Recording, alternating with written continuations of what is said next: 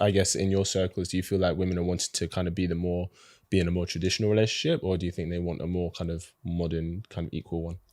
I think what I'm realizing is that as you grow up, you kind of want that more traditional aspect of like a relationship. But I think for me and where my friends are all at, we're still kind of in this whole aspect of, okay, cool, like we do want this modern aspect. But I do think that once you do get to a certain age, you are like, okay, maybe this isn't working out for me.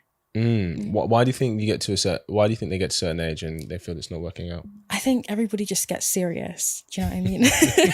Everybody's like, oh, wow, you know, I'm old now, whatever. And it's time to kind of like settle down and really look more traditionally. And I think, you know, for me anyway, I was raised in a way where my voice and opinion does matter. And that is something that I kind of carry into my relationships as well. Of course. But what I've found is that guys who are in that kind of traditional mindset would kind of not be familiar with that in a sense. It's a nice way to put it. Not familiar with it. And there becomes this kind of like pushback between both of us, and then it just doesn't work out. And it's like, I'm obviously so thankful that my parents have raised me in a very like, because I'm Nigerian and they're quite liberal parents for being Nigerian. So okay, I feel you, boy. We're all Nigerians in this room. Yes. So, you know, them being liberal and actually listening to me and my opinions and stuff, and me transferring that into my relationships, that is something that I do hold quite dearly. So yeah, 100%. I even think this is just my opinion. Maybe it's because of how I've been raised, but I think if a man chooses you, it's by default he should value your opinion. Okay. Because it's his job to serve the relationship, and you're the other half of that relationship. So, you know, if there's a decision to be made, he's gonna be like, what do you need from this? Because that should be taken into account for whatever you both decide to do. And I completely understand about the wanting to be traditional later on. I think a lot of the time what guys will hear from that is that a woman might want to be very modern in her ways, etc. when she's young and she has all the power to kind of explore that level of abundance, to be very discerning. And then when it gets to a point that she wants to settle down, etc., a lot of guys feel, well, you haven't been traditional at the point when I wanted you, and now you're asking me to be traditional for you at a point just when you want. And it's, you know, there are some girls who are I guess quite traditional when they're younger. And so, because I think if you're going to be a man, you're going to take responsibility for someone. I think you are, in my opinion, I think you are taking on a lot for another human being, right? That doesn't mean they're like a helpless child in that sense. But at least the way I see it, you're kind of there to be her rock. If anything goes wrong, she can call you, etc. And, you know, I guess providing frame. But I guess what would you say to the guys who feel like they feel that, oh, if a woman's trying to be traditional later, she's just trying to get the best of both worlds? I don't think so. I think one thing that you have to understand is, I think for a lot of women who are my age, we're, especially from my background, we are very career driven. And I think my parents have always said, you know, education, education, education. And I think the reason why I've like been single for so long is because I've just been focused so much on that. Yes. So it's kind of like where love and relationships has not taken a back seat, but it's just not been in the forefront. And it's like, now I'm graduating and now I'm getting into the wider world. So now I'm kind of like, okay, you know, it's kind of the next phase of my life. And I've gotten, you know, all the tools that I need to go into the world. It's just, you know, that one last thing that, you know, now I have the capacity to move through. Yeah, 100%. I hear that. I think one thing that is worthwhile to think about, I think sometimes, you know, a lot of us, we have this image of, okay, by the time I'm 30, I'm going to be here. I'm going to have this house, have this marriage, have this kid. My job will be here. And I think anything worth having does come with sacrifice. And we can have anything we want, but we can't have everything we want. So if we, you know, a lot of the time, if you, for example, if we imagine, let's say we have career and let's say family life, right? And if we have like different levels, and let's say level 1 to 5, level 5 of your career is you're at the top of your game, you're earning the big bucks, you're the CEO, you're the partner. And then level 5 family life is like you've got you've got the husband or wife, you've got the kids, you've got the house, you know, you've built that. To get to level 5 on each one takes a lot of time, dedication, and sacrifice. And I think what can happen is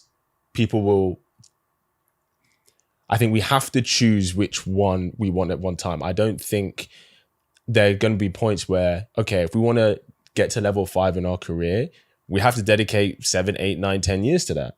And if we want to get to level 5 in our family life, we might have to dedicate 5, 6, 7 years to that. Do you know what I mean?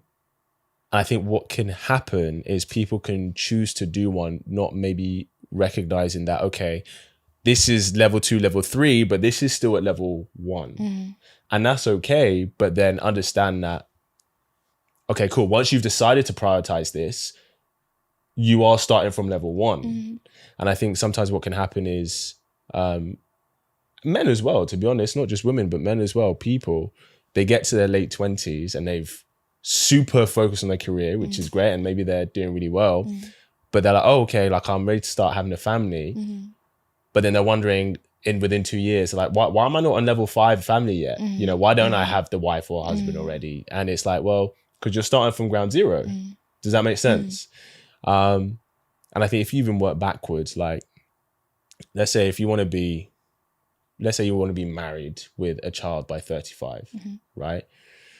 So if you're married with a child by 35, you probably started, and assuming most people who start trying for a child, it takes them anywhere between 6 to 18 months to get pregnant. So let's say you get pregnant before, like for the year before.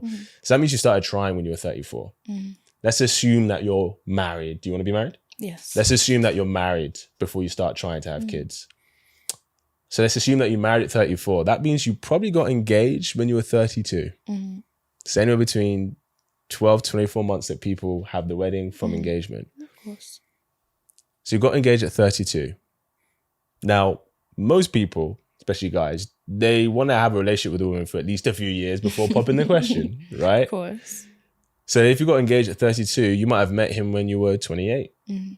So to be married with a child by 35, that's anywhere between a 4 to 7 year process. Do you know what I mean? Okay. Now that's the average, I would say. And, you know, it does happen where you'll meet them in January and they're engaged by October and then they're pregnant by next January. That does happen. But I think it's really important for all of us, and I'm just saying this because like I turned 30 recently. And I'm just saying this in the sense of recognizing paths to take and what comes with those paths and just what I've learned, especially.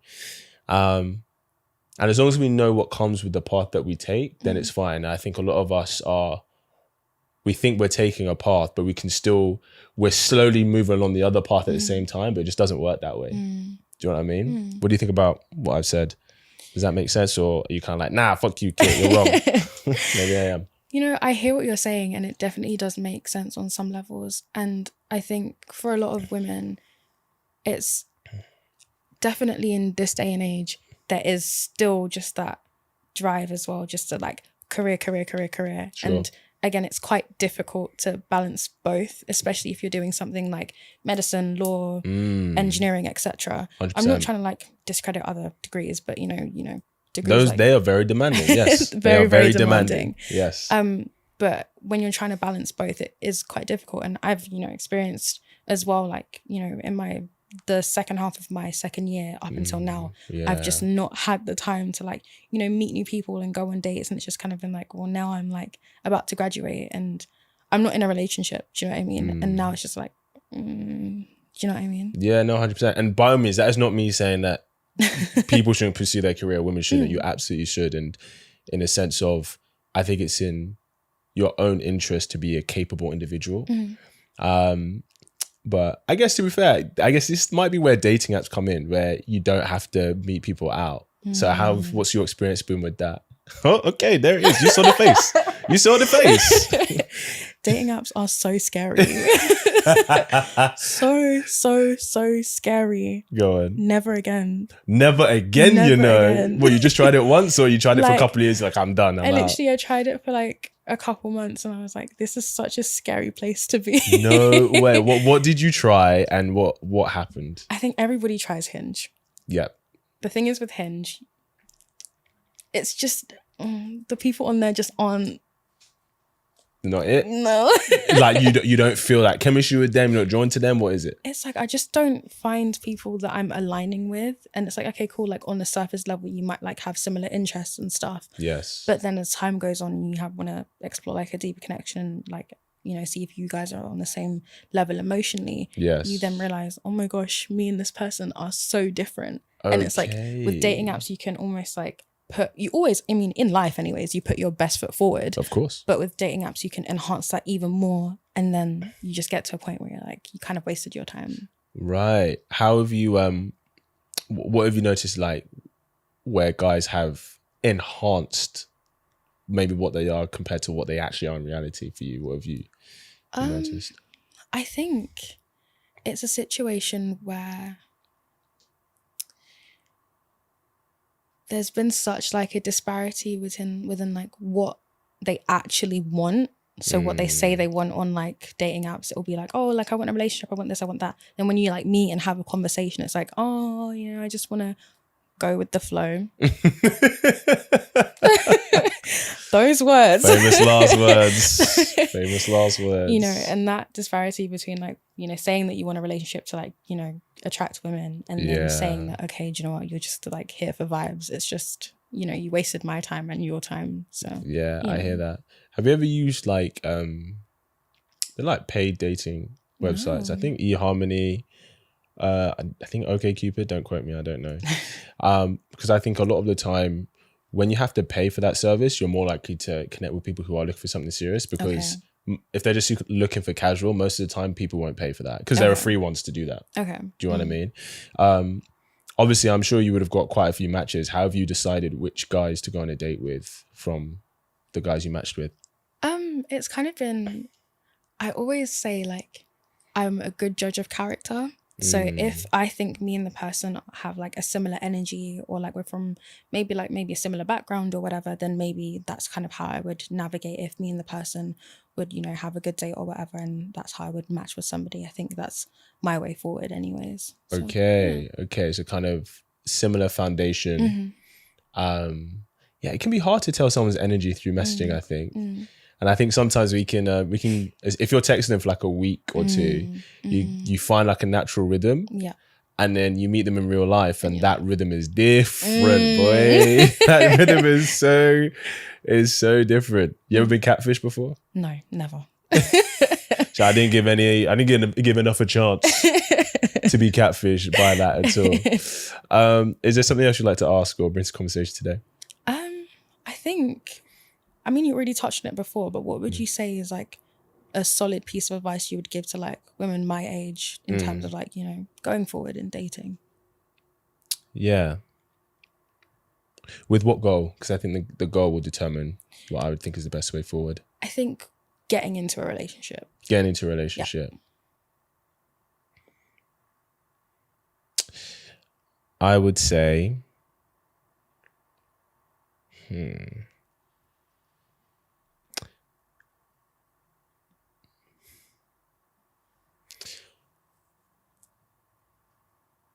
recognize a man who has potential and see where you can, because everybody has strengths and weaknesses. Of course. Knowing what your strengths are, see how you can add value to his life. Okay. Because I know, correct me if I'm wrong, but women are not choosing a man who doesn't bring some kind of value to her life. And I think the mistake that a lot of us can make is that I think women can think that spending time with a guy and being intimate with a guy is adding value. And it's not. Now, for the guy who maybe doesn't really get a lot of options and the guy who maybe doesn't have a lot of opportunity with women, that is adding value, he'll take that, but that's because that's the only way he can get that, right? But for the guy who is maybe desirable, he has the level of energy and quality, intelligence, purpose that maybe, you know, many women would like. Kind of just spending time and having sex, he can do that with anyone. So what individual strengths do you have that brings value to not your life, and then how can you add that to his? Because if you have, as a woman, become such an asset for him, then you become irreplaceable. Okay. And even if he's young and he's on his mission and, you know, he gets distracted by the Insta baddie or whatever, right? He'll understand that, yeah, these women are very attractive, but Elena brings value to my life in A, B, and C. Like, she's a place of peace for me. You know, if I'm sick, she's there for me, etc. And when you can be that level of asset for a guy who is on a mission, and I want to make that very specific because I think not every guy is on a mission, and that's okay. That's not saying he has to be, but not every man is on a mission. But usually the guys who have that strong driving purpose tends to be the kind of guy a woman would want. And if you can become that asset for him, he's going to be like, nah, I have to keep it around because I can't find another one like her. Yeah, that's what I would say. Hope you really enjoyed that clip. If you want to watch the full episode where that clip is from, then I want you to click right here where you can watch the full episode. And if you're ready to claim your man today, enroll in my program below, and I'll see you there. Wishing you an amazing day.